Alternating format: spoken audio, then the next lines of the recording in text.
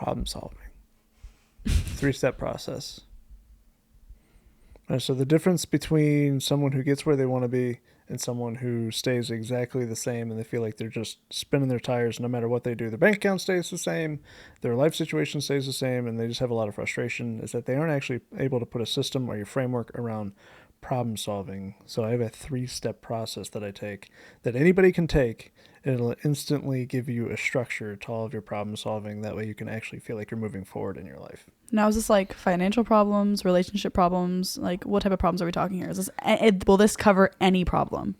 It actually will cover any problem to my knowledge, or at least any problem that I have come in touch with to this point, or had experience with to this point. So whether it's financial, relational, if it's in business, if it's emotional, so all of those I've been able to cover with 3-step process. And the process is diagnose, and we'll go into each one like step by step and deep dive each one, and that way you know exactly how to process this and how to act upon. More importantly, not even how to process it, more importantly how to act upon it. That way you can actually put it into your day-to-day. That way you can start making the progress that you actually want and start reaching the goals that you've actually set for yourself. So 1 is diagnose, and 2 is prescribe, but it's a 3-step process. 2 is prescribe. So most people would think like, well, if you had diagnosed and you prescribe for it, isn't that done? But really the number 3, in my opinion, the one that's most overlooked is present. So how do you actually go about taking the new action or solving the problem? So that's why I like adding present into the process. So diagnose, prescribe, present. We've never talked about this before, so I'm actually excited to talk about this. I don't think we have talked about this before. Talk about a lot of processes, but not how you problem solve, which I feel like you would think it'd be the first one we talked about, considering everything is a problem. There's a problem. There's problems everywhere at all times.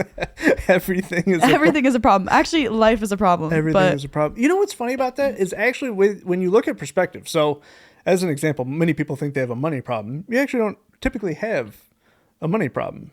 Right? Because everybody, or you can go from the other angle and look from the other perspective, is everybody has a money problem. You either have too little or too much. There is no exact right amount of money. Of once I reach this amount, everything else will go away and like my problems are solved. It's just not the case. So you either have too much money and you arrive to your problems in a Bentley, or you have too little money and you arrive to your problems in a broken down Hyundai. It's on a bicycle. Or on a bicycle, or not at all. Yeah. You have to walk to it. Like yeah. It could be a number of ways to look at that, but by perspective, yeah, everything in life could be a problem, or it could all be an opportunity. It all depends on how you want to approach it. Exactly. Or not even that. It could just be, it's not a problem and you're worrying about things that you shouldn't concern yourself with. So that actually takes us into diagnose. Okay. So the first step is diagnose. So step 1 is diagnose. Okay. And the reason I say that actually takes us into that is because the first question, in my opinion, that you have to ask yourself, that way you can diagnose what the problem actually is you ask yourself, what is my real problem here? Do I actually have a problem? What is the problem that I'm trying to solve? Can you give me an example of something that would not be a problem? Like where you've thought about it and you're like, this actually isn't a problem. I don't know why I'm concerning myself with this. So I am a big believer, and I state a lot, that your problems aren't real. Okay. And the reason for that is if you ask yourself the diagnosis question of, is this a real problem? It makes you step backwards. So it makes you take a wider lens angle and look at it in a different way. So if the problem's like right up close to your face, like, yeah, of course it looks huge, right? Yeah. It could be the smallest situational problem. I locked myself out of my house. Right. Is this really a problem? Are you going to be able to get in your house? Yes. Is it going to take half an hour? Maybe. But is it a real problem to actually get furious over? Probably not. No. Or like work yourself up over? No.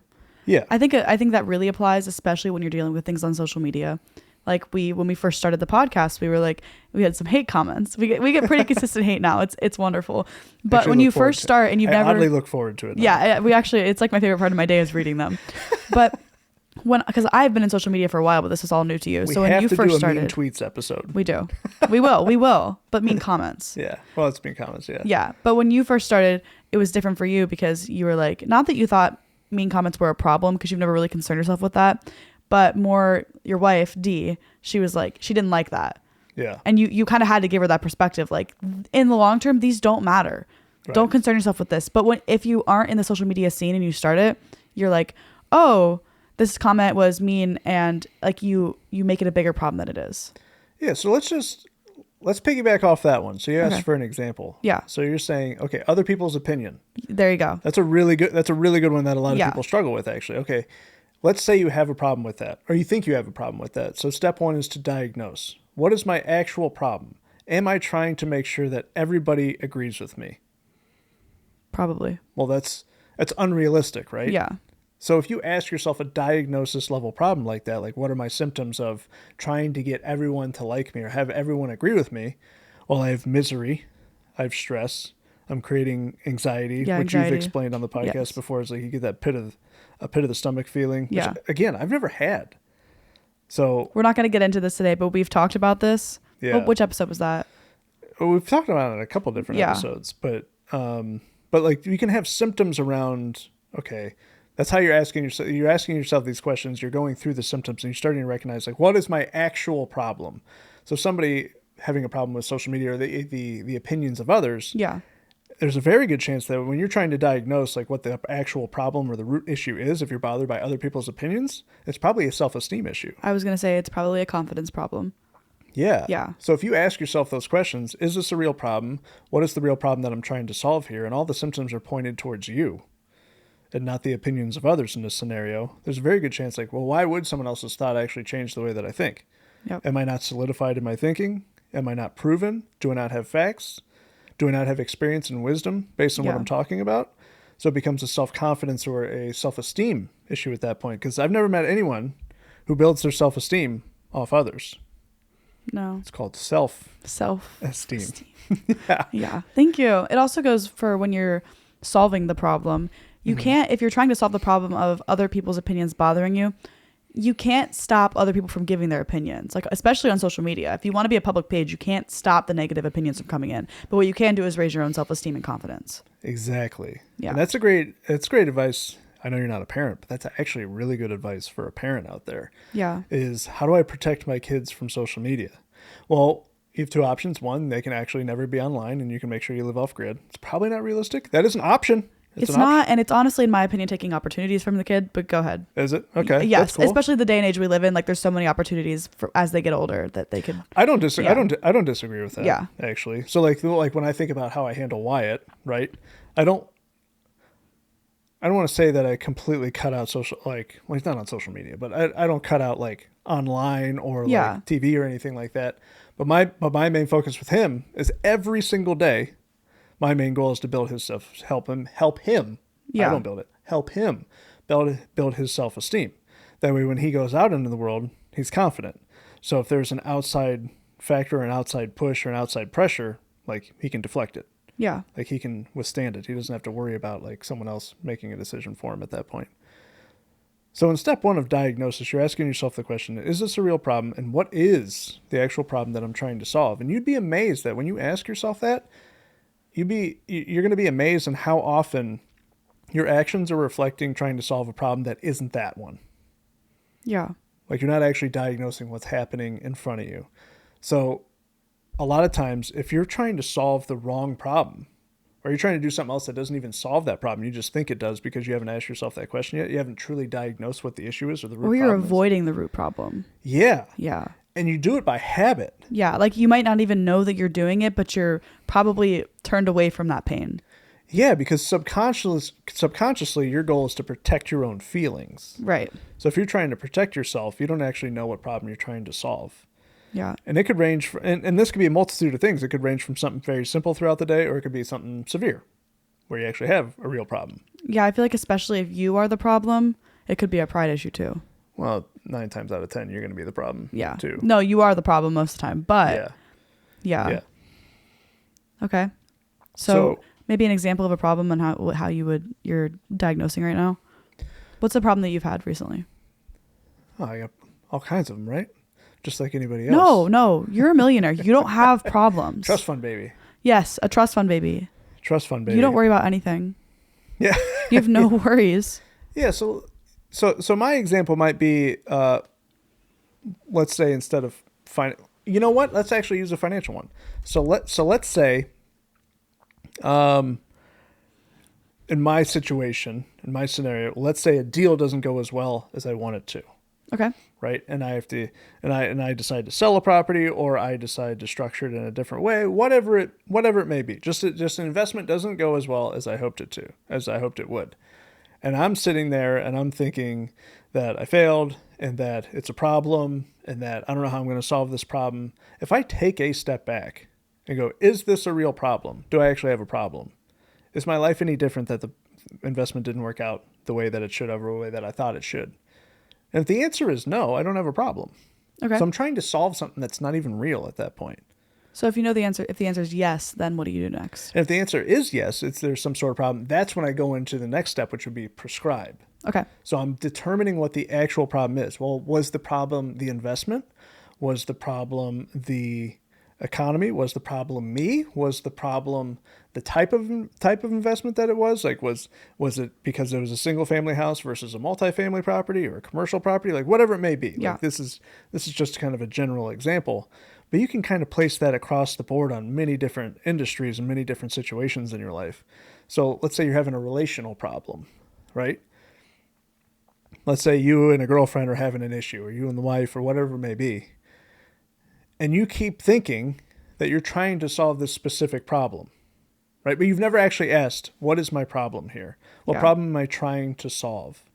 It's amazing how often someone will be trying to solve a problem for somebody else, and they don't realize that that's not the problem that's within that person. They've never actually asked them, hey, what's the problem we're actually trying to solve here? They're trying to solve like, hey, I'm thinking I don't spend enough time with you. Yeah. And in reality, what ends up being the problem is that you had something going on in your family and you're just bothered and that you just needed an ear, but you never brought it up. Yeah. Usually I feel like you're trying to solve not the root problem, but like an effect that was taken from the problem. You're just... So you're not getting to Yes. the root. You're like, you're touching the branches. I like that. That was a great analogy. I like that. You're welcome. Yeah. Baby Groot. Yeah, you're just trying to put out fires of the symptoms instead of solving the actual problem. Yeah. Yeah, because it's not diagnosed. Okay. So if you think about it, if you ever go to a doctor's office, what's the first thing that happens? Well, they get a baseline, right? Yeah. They get your height, your weight, your age, how you've been doing lately. And then the doctor comes in, right? So this is all done by a nurse usually up front. And then the doctor usually comes in, right? Yeah. And what's the doctor do? They get your symptoms? They start asking open-ended questions. Yes. Such as, what is the real problem here? And how are you feeling? And what are the symptoms? And what have you been dealing with? And what else is going on in your life? It's nothing like black, white, yes, no. It's always, they're listening to try to get to the root of what the actual symptom or what the actual issue is. They're not just trying to treat a single symptom.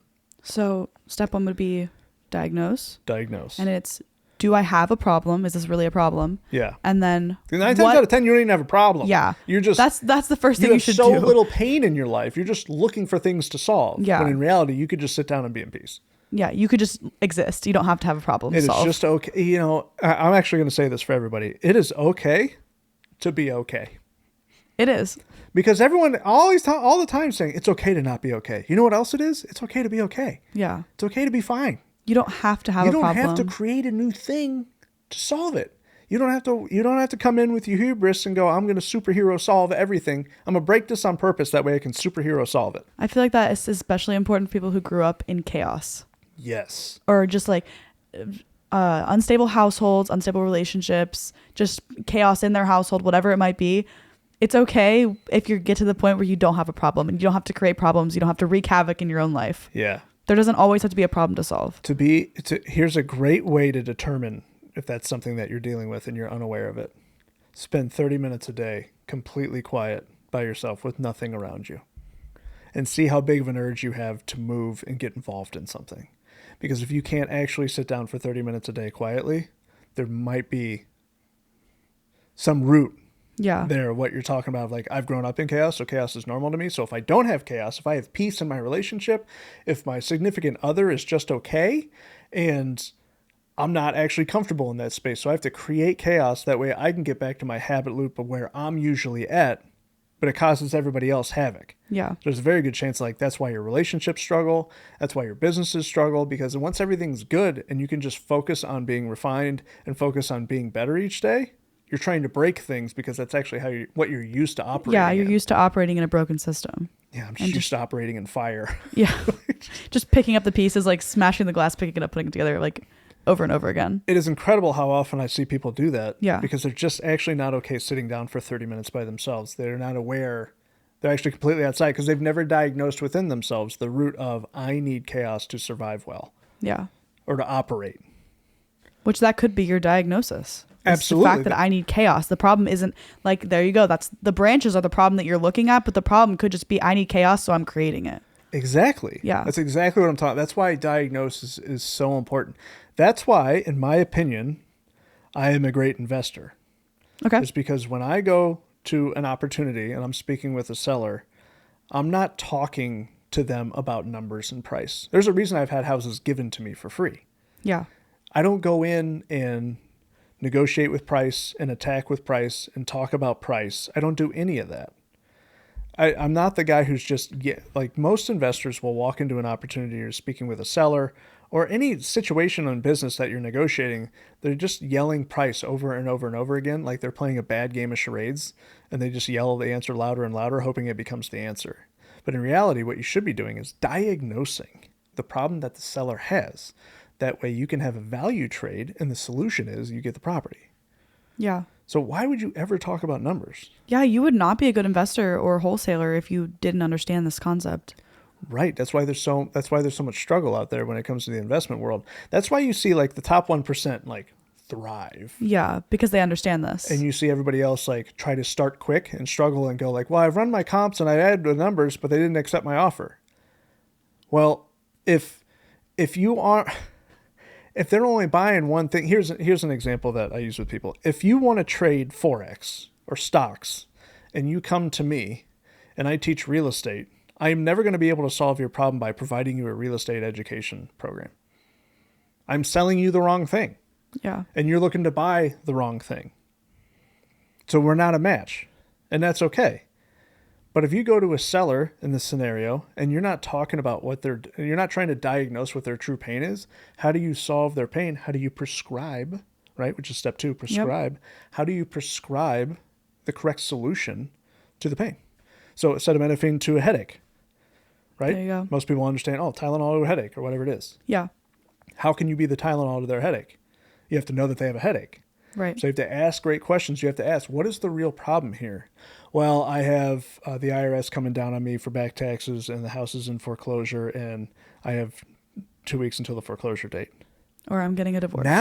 Or I'm getting divorced. It could be whatever. Yeah. Now, in that scenario, guess what you don't ever talk about? Money.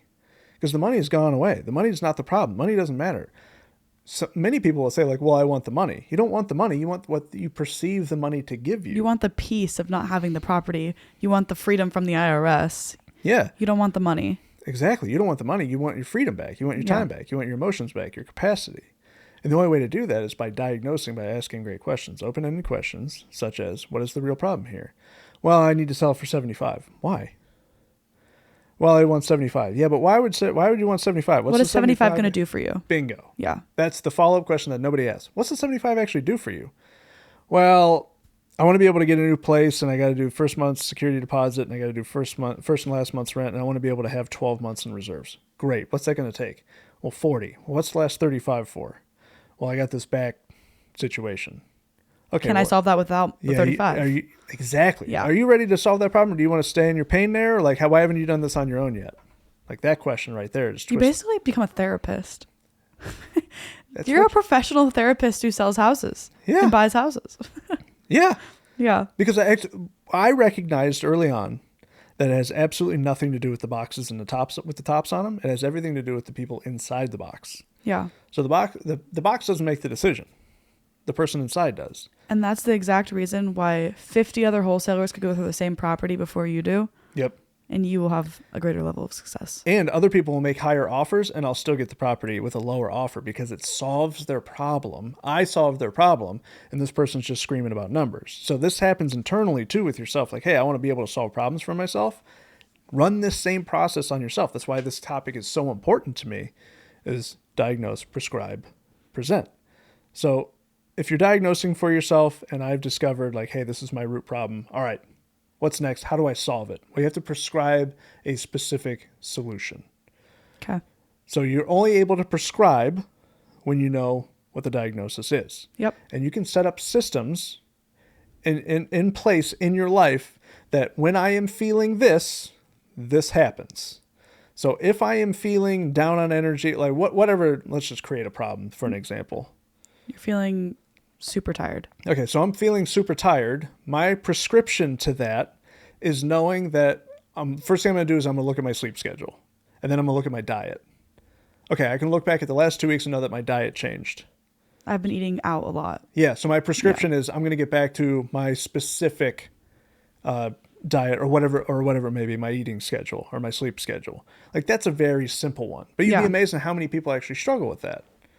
Oh, I feel like it's more often than you think. Yeah. And a lot of people, but they're prescribing the wrong thing. They'll just grab an energy drink or a coffee. Yeah, see? Yeah. Exactly. And people have been doing that. They'll do it for 10 years before they realize, oh, if I just drank more water and had a diet change. Yeah. Yeah. Yeah, so it's because they don't actually diagnose what the problem is. Yeah. They're just trying to put a buffer on it. So the prescription is far simpler, in my opinion, than the diagnosis. The diagnosis is the real work. It's the hardest part. It might cause a little pain to find it too. For sure. And it also takes the most time. That's why we took the most time on that specific scenario, or that specific step, because that step, to me, needs the most time input into it.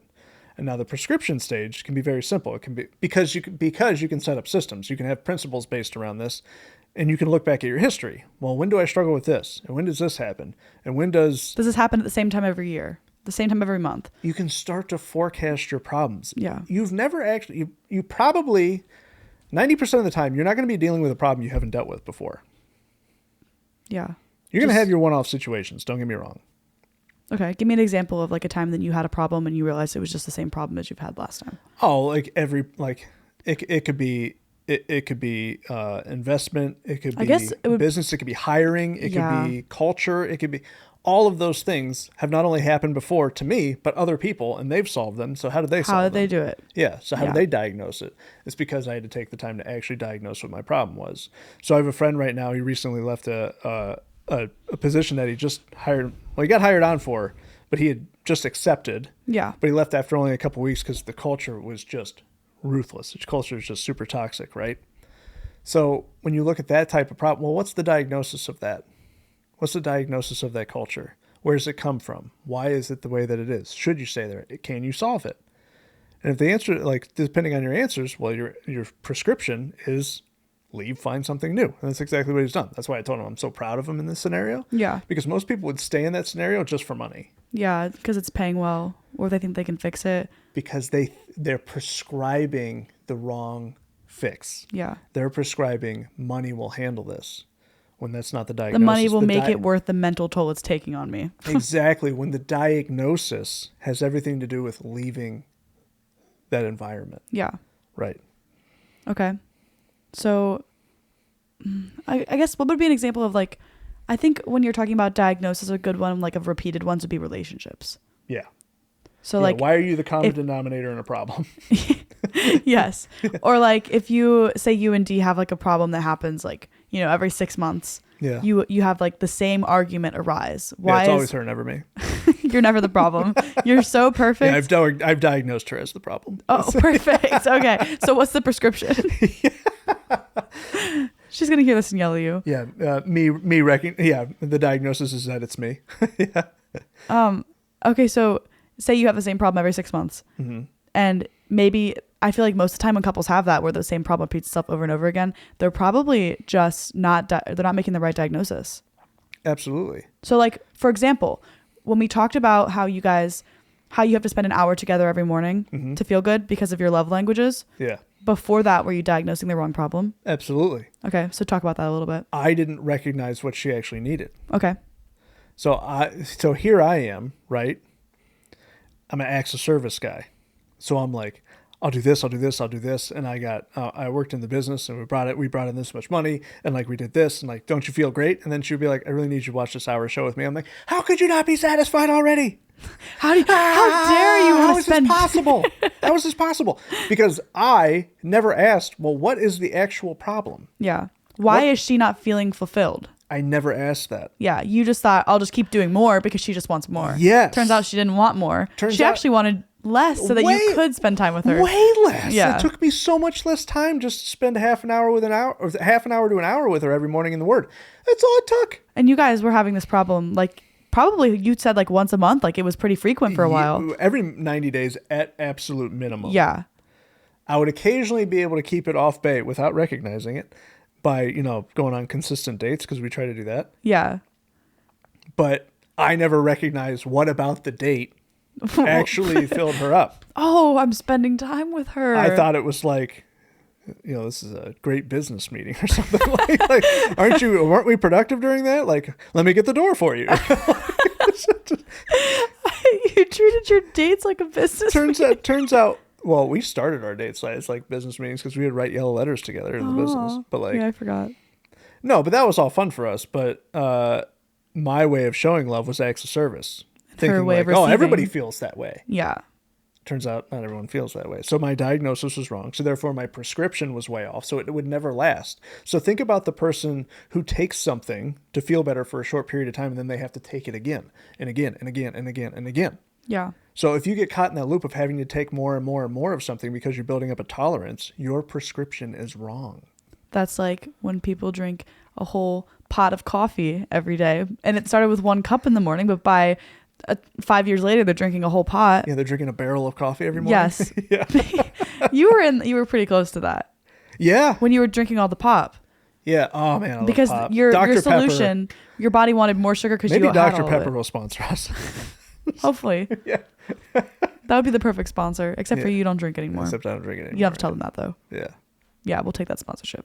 Yeah. But like with your pop, you were drinking more and more because your body, you were like having adverse reactions if you weren't having it, like the sugar. You were getting headaches if you didn't have it often enough. So you thought the prescription would be to drink more pop to keep the headaches away. Yes. Turns out the headaches were because you were drinking pop and you actually needed to do the opposite. Yeah. Yeah. That's a great example. That I'm grasping this one. Yeah, it's coming together. Sometimes on this podcast, I feel like my gears are like turning really, really, really slow. We actually got a few comments about that. People are like, she looks so clueless. Today, I'm really grasping this one. Yeah, you're definitely together on this one. That's a really good example that a lot of people can resonate with, I think. Because this could range from, if you drink every night, why do you drink every night? If you need chocolate every night, why do you need chocolate every night? Like I needed to pop every day. That way I didn't get headaches. Yeah. And then I had a week of withdrawal, which was horrific. Yeah. That was horrible. And then I lost 12 pounds in 72 hours and it just stayed off after I got off pop. It just stayed off. Yeah. So because I actually prescribed the right thing. Well, what problem am I actually trying to solve? Well, I want to feel better. Is a drink made of sugar going to make you feel better? Probably not. No, I guess not. So my prescription's off. So what would be better? Like that's a simple one. Most people go like, well, yeah, dumb. But like, I get it. But when you're addicted to something, you're addicted to something. You're like blind to it. That when you're addicted to something, you're blind to it. You don't know. Exactly. Especially when you've been doing it for so long. Yeah, you don't have awareness anymore. Yeah. Exactly. So you're prescribing the wrong thing. So you move from diagnosis to prescription, but you have to prescribe the right thing through understanding the diagnosis. Yeah. So what if you diagnose something and you think you've diagnosed it, you prescribe something, but it doesn't work right away? Are you prescribing the wrong thing? That's when you have to look at it and go, am I prescribing the wrong thing or have I not given it enough time? So could be that. In the example of the pop, which is a great example. Yes. 3 days in, that definitely felt like the wrong prescription. You were on the floor. Shivering. I was shaking on the floor. Miserable. Yeah. It was horrible. It was the worst physical thing I've ever gone through. And so at that time, that would have felt my prescription's wrong. Yeah. But you probably definitely had that go through your head when you were in the midst of it. I was ready to drink a 2-liter. Yeah. Yeah. But so you have to be aware of if you've had this diagnosis, but you just diagnosed it and you've been dealing with the symptoms of it for many years, you're going to have to give it a little bit of time. Something that you've built a habit of or a symptom from for many years is not going to be solved in 24 hours. I feel like you could do the same thing financially. Like if you have a problem with hoarding money, if you like want to live minimally so you have as much money as possible, the first time that you invest in something, it's probably not going to feel great. It's going to feel terrible, especially if it's a big investment. Yeah, so if you invest in say like a $2,000 course, the money's like leaves you. It's not going to feel great. But if you give it time and effort, it'll feel better when you have money coming in consistently. And you experience the return of it. Yes. Like it is an art form to be able to put money out and have it come back to you over time. Yeah. And have you stay emotionally level. I would agree. Yeah. So So understanding that, another example of this is like, okay, you've spent 15 years blowing up your credit, and then you go to a credit repair company and you're like, can you solve this in 90 days? You spent 15 years messing your credit up. Why does someone have to solve it in 90 days? It's not going to happen in 90 days. Might take 6 months, might take 9 months, 12 months. But either way, like, you're going to start prescribing the right thing, and it's not a delayed, it's not a lowered payoff for a credit card. It's building the responsibility to understand how to pay it or not use them. Or how to use it. Yes, learning how to use it. Exactly. Yeah. By cutting them up and throwing them in the trash. But depending on the person. But not me. Stay safe though. What's that? I said not me. Y'all stay safe though. No, stay safe. Stay safe.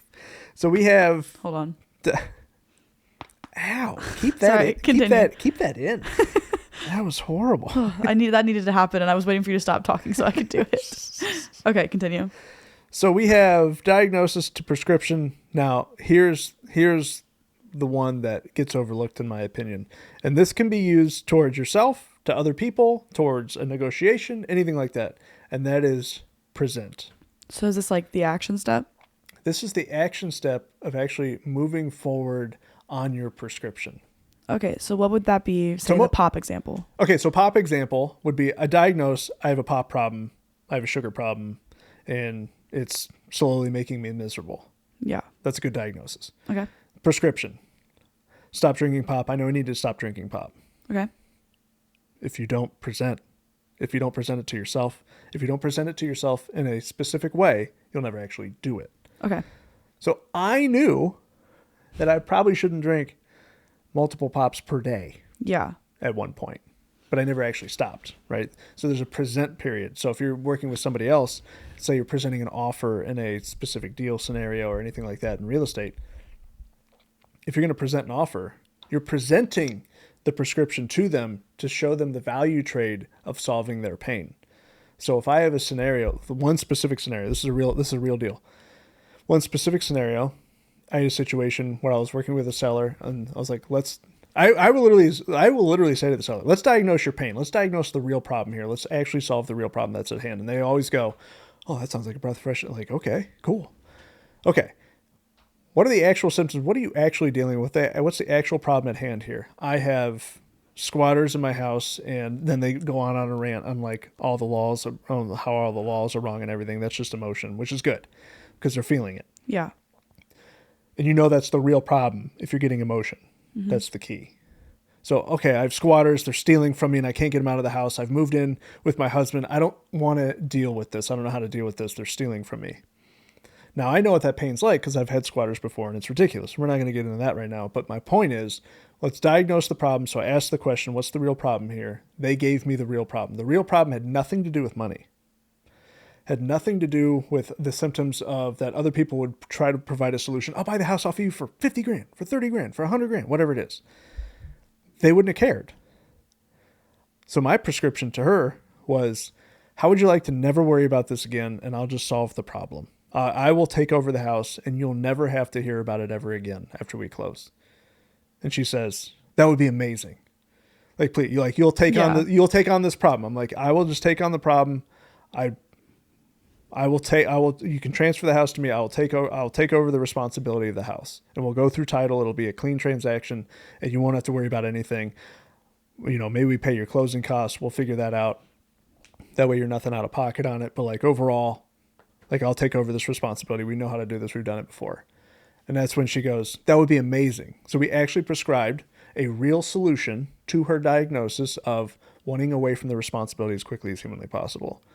So we go to closing. What I didn't know is that she showed up to closing with a $36,000 check to pay off a mortgage that was on the house. So she paid off $36,000 on the house to hand us the keys. What? Yep. I didn't know that happened. Yeah. So she did just give you the mortgage? No. She paid it off. So the house was literally free. The house was literally free to us. She paid off the mortgage to give it to us because the real diagnosis was the pain of being stolen from and wanting to be away from that root problem, that squatter problem. That's one of the stories that you would tell if you're teaching wholesaling and people go, that's not real. Mm-hmm. Oh, I've had a lot of people tell me like how much of a lie it was. Actually, I had another set of students who said that same thing. They were like, that's not real. And then like 6 weeks later, 8 weeks later, maybe a little bit longer than that, they actually had a house given to them for free because they went into the situation and they were like, hey, what's the real problem here? And the guy was like, the house is in disarray. It's a family home. It's really shameful to me that the house isn't in good condition anymore. And I really want someone to be able to renovate it and bring it back to like what it used to be. So they're like, we'll do that. Like we can take over the house and we will do that for you. And then we'll sell it to someone who's going to be an owner occupant. And he gave them the house. I feel like another really good example of prescribing, how you said the next time you do it, it gets easier and easier. Yeah. Is your squatter situation. Yeah. Because the first time you had the squatters, you can tell the story if you want. But when you had the squatters, it was a big, massive problem. And you could not figure out a prescription to it. Right. Because I never dealt with it before. Yes, you never dealt with it. So you had to go through try out so many things to get it fixed. Yeah. But then once you solved it, not only did you have a prescription for it next time, but you also you could prevent the problem from happening again. Exactly. I was able to forecast that. Yes. How do we protect against this? Yeah. So even bringing that back to relational, that's why I think this process of diagnose, prescribe, present can solve any problem, is because you can just apply that to what you were talking about earlier with me and Dee. Yeah. Like, how do I forecast when she's not going to feel good? Oh, when I'm getting busy. Yeah. And I'm not present for that hour. If I don't sacrifice something for that hour, I'm going to have a bigger problem on the back end. So why don't I just forecast that and prescribe that early? Yeah. Like maybe cut out an extra 30 minutes of your day. Why not? You're going to get busy, but still give her 30 minutes. Get up half an hour earlier, yes. Stay up half an hour later, like whatever it is. Yeah. And now I can forecast that out because you can build a set of principles around it. If this, then that. If this, then that. What's a really good example, maybe like a business example of this for anybody who's watching and owns a business? Oh, that could be a number of things. Like, let's say you're building a sales team. Okay. Or you're making offers and you're not getting things accepted. Well, you're not. Let's use that one for business. I'm making offers to people, but it's not being accepted. And this could be anything. This could be you're selling a product. This could be that you're making offers on real estate. It could be investments. It could be anything. If you're making offers and they're not being accepted, you are not providing the right prescription solution to what they believe that they need. So you have to know what they believe that they need and then match it. Yeah. So one of the greatest examples ever that really painted a picture for me was we hired someone one time to teach us how to sell better, how to understand what someone actually wants, how to create an offer that actually makes sense for people. If someone's looking for, they want to buy gold and I'm selling stocks, they want to buy crypto. It's never gonna match, right? Yeah. Like whatever they're looking for. Yeah. So it has to match, and it all comes back to understanding what they actually want. That's why this process works so well. I've never had this process not work. Okay, so. And this can range from like doing the dishes well to solving $1 million business problems. At what point in your life did you implement this process? When did you come up with this? Where did you learn it from? Where did this come from? Where's the stem of this? The root of this? Well, it came from a lot of experiencing suffering. Okay. Trying to solve suffering, right? Because early on, I didn't have any money. Yeah. Trust fund baby rumors removed. I didn't have any. He is not a trust fund baby. So when trying to figure out like a solution, a prescription to my pain was my actual pain. Well, my actual pain, I used to think making money was hard.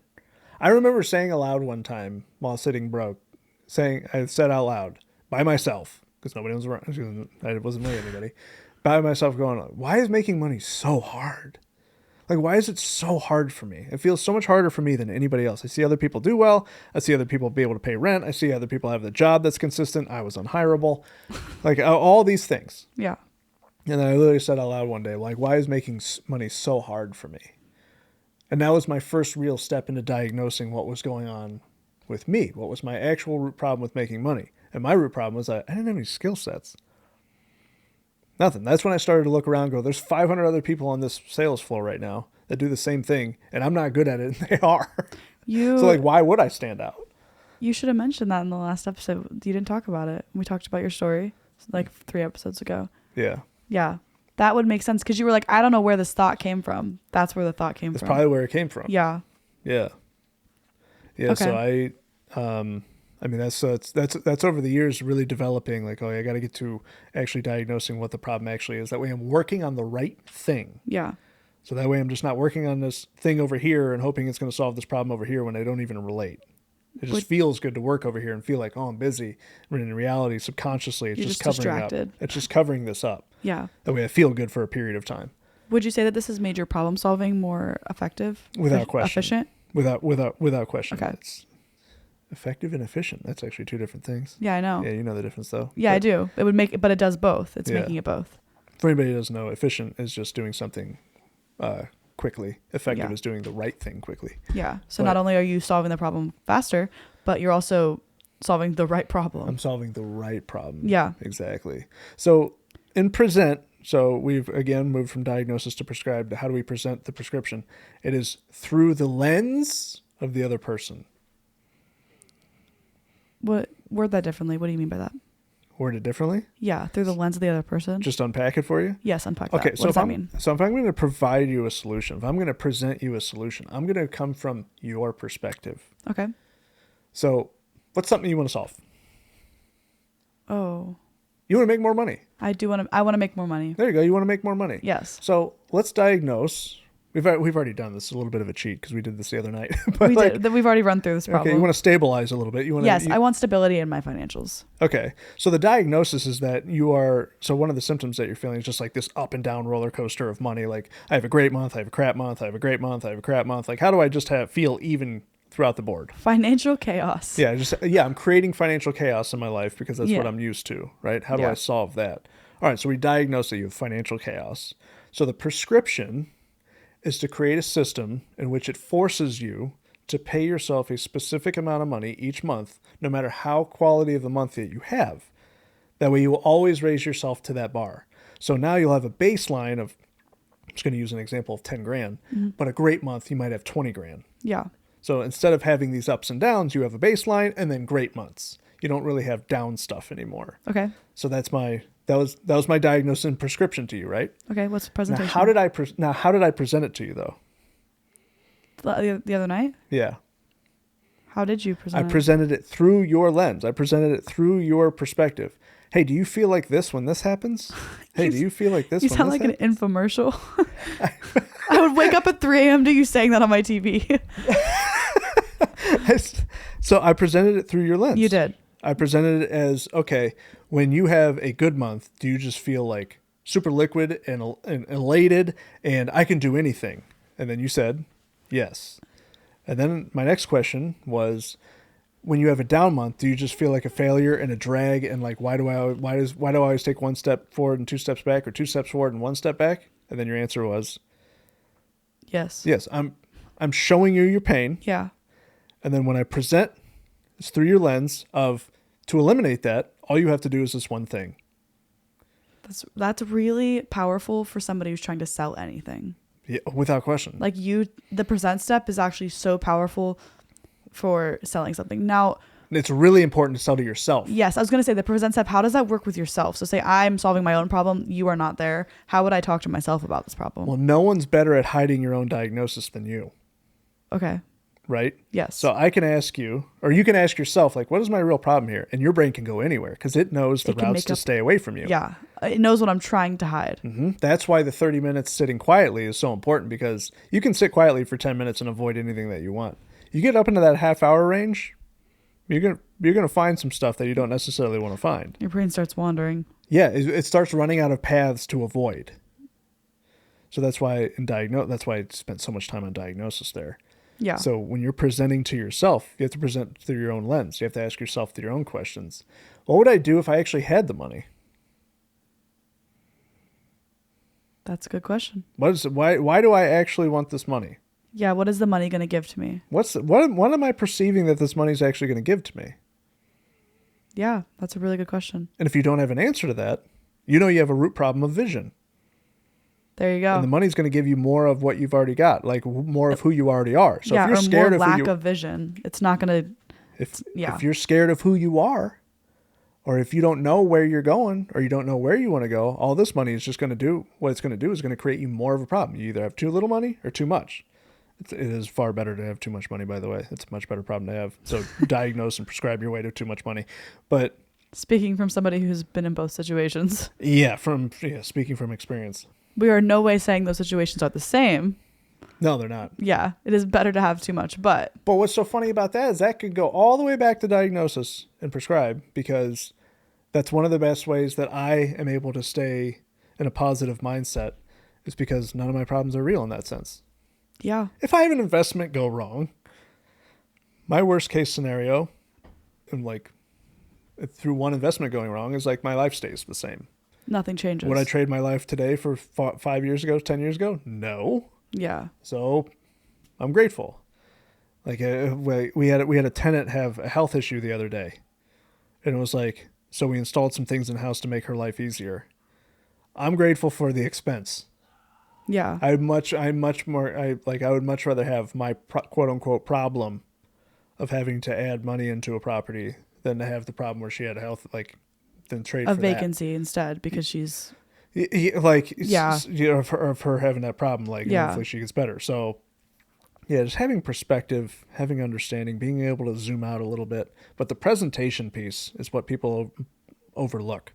They don't recognize that to change something in themselves, they have to present it to themselves in a way that is attractive enough to change. I think a lot of people skip both the diagnosis and the presentation, and they just want the prescription. And okay.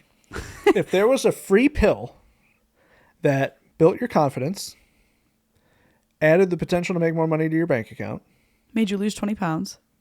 make you look better, make you last longer, make you more confident, build your strength, solve health issues, all of these things in one pill, and I told you it was free, would you take it?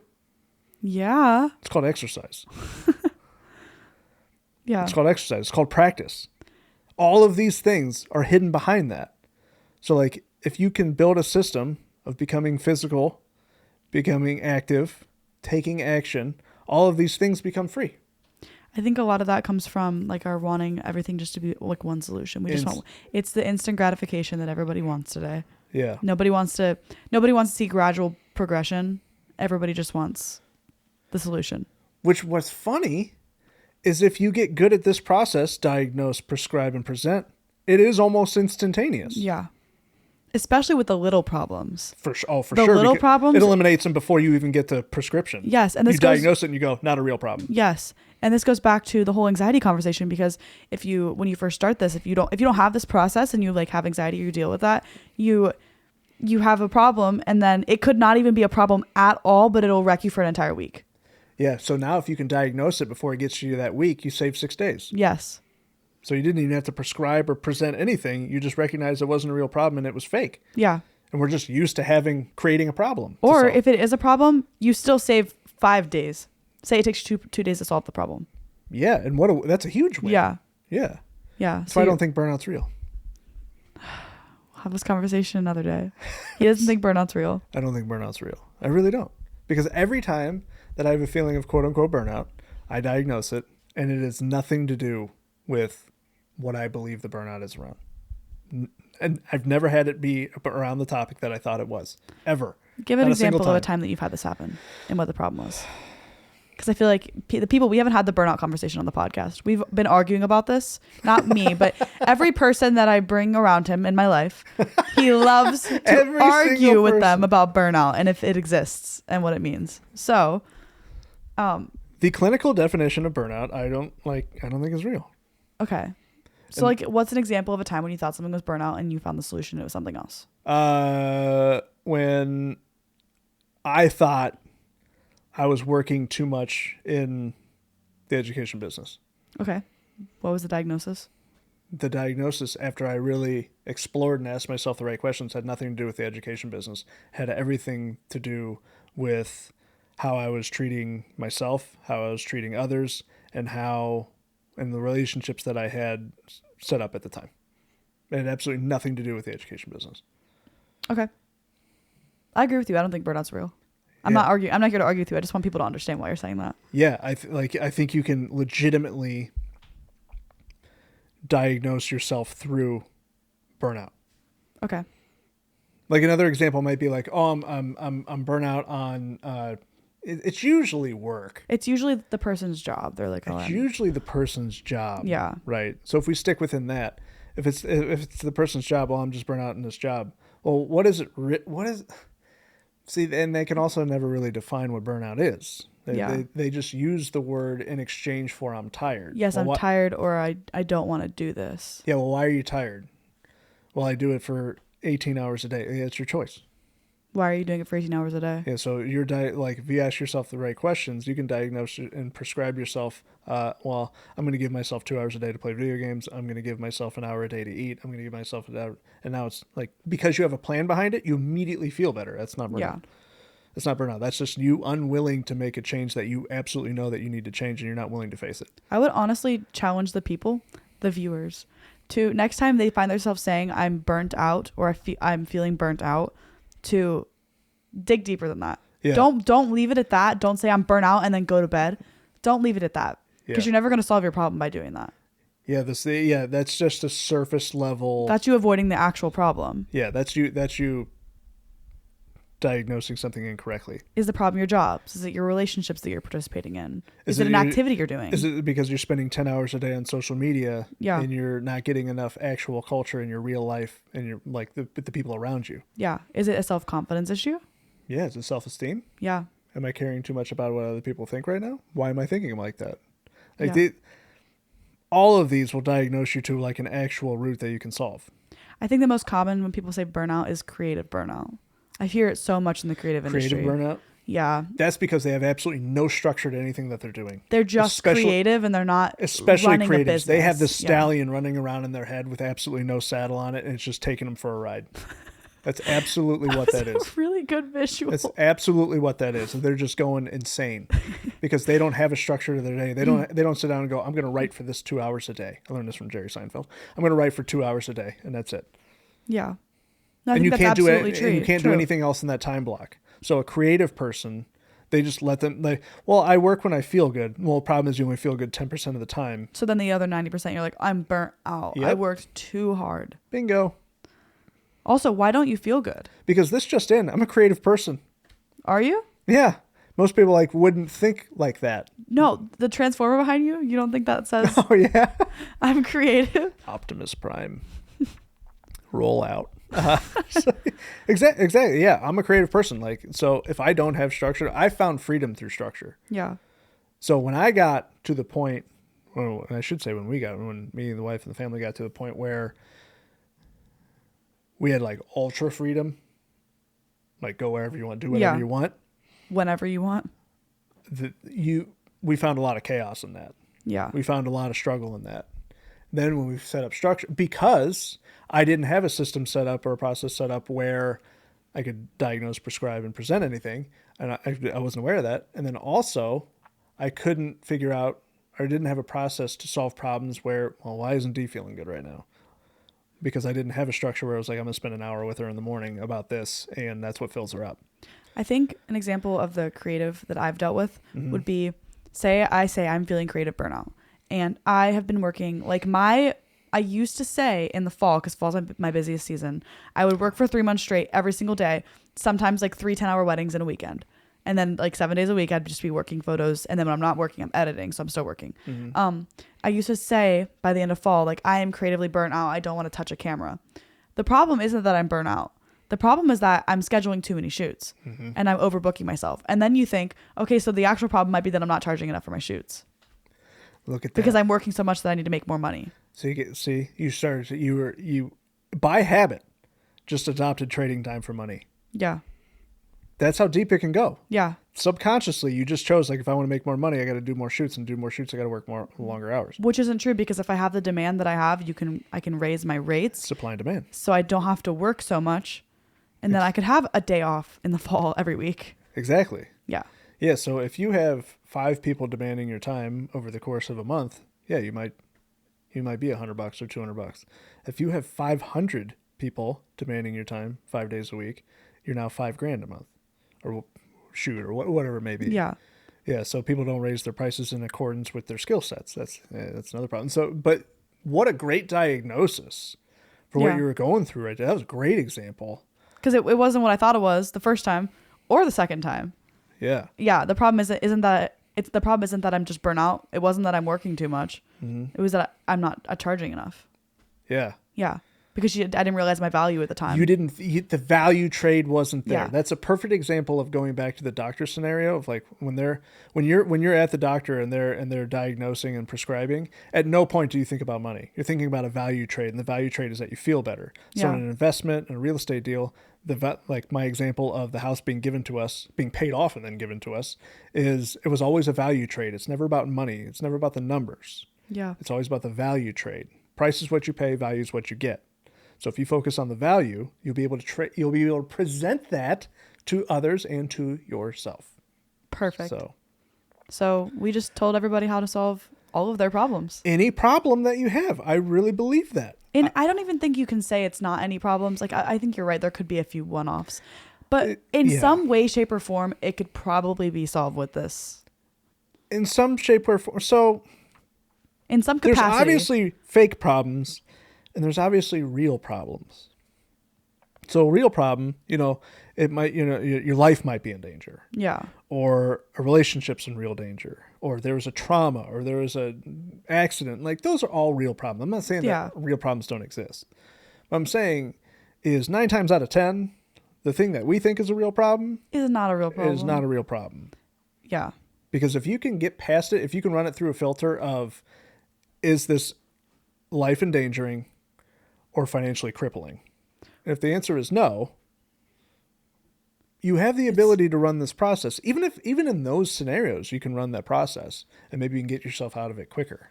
Would you say that leaving a multi-million-dollar company is a real problem or a fake problem? No, a fake problem. So you think that was a fake problem? It was a fake problem without question. But for a period of time, I thought it was real for sure. Until I continued to practice my system for diagnose, prescribe, present, because the problem I was trying to solve wasn't financial. Yeah, because I never had a money problem after leaving the business. Exactly. It wasn't a money problem. Yeah, because there was no immediate endangerment of anybody. Right. Nobody was in danger, and it wasn't financially crippling. Correct. You were under the impression it could be out of like a fear. Just like a generalization and other people saying things to me. Like, oh man, is this a bad idea? Like you can't leave that. Yeah. Right. And exactly. That is a great example. Look at you pulling out all the stops. That is a great example of me prescribing something at first that had no diagnosis behind it. Yeah, you didn't have a diagnosis. Yeah. Because your prescription was staying there because I didn't have any money problems. Yes. So people just kept talking about money. I'm like, I don't have any money problems with that. Why am I worried about that? I'm not leaving a Fortune 500 company here. Yeah. Like this isn't a publicly traded company or anything like that. This isn't affecting investors and all this. There was no debt behind it. And like, it was what I was actually trying to diagnose and prescribe to myself was a different direction that was more meaningful to me and my mission. Yeah. So when I made the decision, there's a reason everything immediately felt better. And I no longer felt quote unquote burnout. It's because I prescribed the correct prescription solution to the actual diagnosis of what I was dealing with, the actual root, not everything else around it. So what would you leave the people with from this video? The past 55 minutes. Okay. Perfect. So they have everything they need to know. They know what they need to do. I really do. You spend time in diagnosis. Spend time alone. Yes. Before any of that. Before there is a problem. Yeah.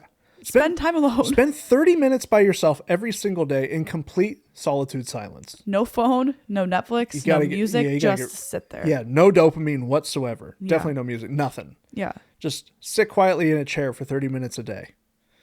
And you'll be amazed on the things that you come up with and recognize and realize when you take that step back and you start to see. There isn't a problem? Oh, that's weird. There isn't a problem. Or, oh, this is the problem. Yeah, or what the actual problem is that we can diagnose it and then prescribe and present it to yourself. Yeah, or present it to others. Yeah. Okay, so tell them the steps one more time. Spend time in diagnosis. Diagnose the true problem. Ask yourself the right questions of, is this a real problem? What is the problem that I'm actually trying to solve here? Prescription. What are you going to prescribe to what solution are you going to prescribe to that diagnosis? And then how are you going to present? How am I going to present this to myself? That way it's an attractive enough way and a rewarding enough way that I'll make the change, or to someone else. That way we have the proper value trade. Run those steps 1, 2, 3. And just never have problems again. And solve all of your problems in 3 simple steps. 3 simple steps. Wyatt used to watch this. It was a YouTube video or Netflix or something. I can't remember what it was, but they always said 3 simple steps. Never heard that, There but we'll make a music video for next week. Yeah. Kids, find the kids video that says 3 simple steps. Yeah. Perfect.